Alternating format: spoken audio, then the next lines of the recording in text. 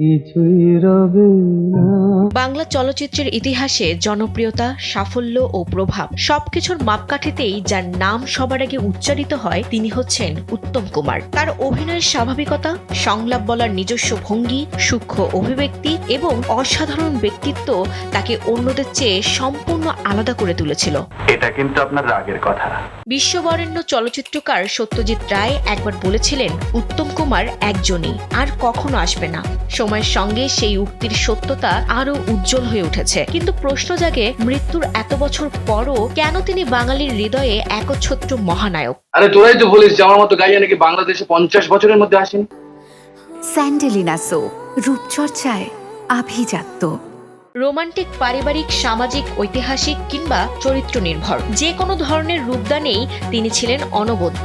সময় বদলেছে, সিনেমার ভাষা ও প্রযুক্তি বদলেছে, কিন্তু ভালো অভিনয়ের মূল সংজ্ঞা বদলায়নি। তাই তো তরুণ প্রজন্ম আজও পরম আগ্রহে তার কাজ দেখে এবং তার চোখের ভাষা ও শরীরী অভিব্যক্তি থেকে অভিনয়ের ব্যাকরণ শেখে।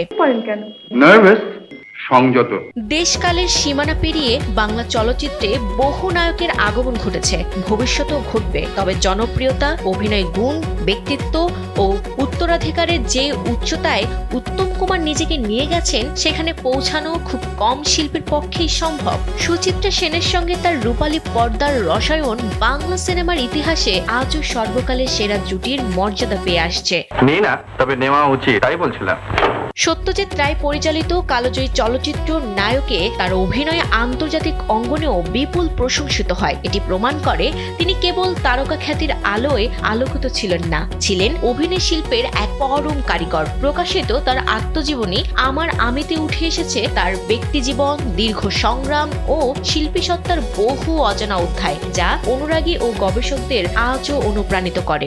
লক্ষ টাকা ব্যাংকে পড়ছে আর আমি তার একমাত্র ছেলে হয়ে কিছু করতে পারছি। উত্তম কুমার শুধু স্মৃতির পাতায় বন্দী কোনো নাম নন, তিনি বাংলা চলচ্চিত্রের অভিনয় বিদ্যালয়ের সবচেয়ে উজ্জ্বল অধ্যায়। তার ব্যক্তিত্ব, সৌজন্য ও কাজের ধরন তাকে এক চিরকালীন আইকনে পরিণত করেছে। আর তাই প্রজন্মের পর প্রজন্ম গড়ালেও বাংলা সিনেমার আকাশে মহানায়ক একজনই, তিনি উত্তম কুমার। আজকের এই দিনেই তিনি আমাদের ছেড়ে চলে গিয়েছিলেন, কিন্তু মানুষ চলে গেলেও মহানায়ক আজও বেঁচে আছেন তার সৃষ্টি আর কোটি দর্শকের ভালোবাসায়। একজন অন্ধকে আঁকড়ে ধরে সারা জীবন কেউ সুখী হতে পারে না।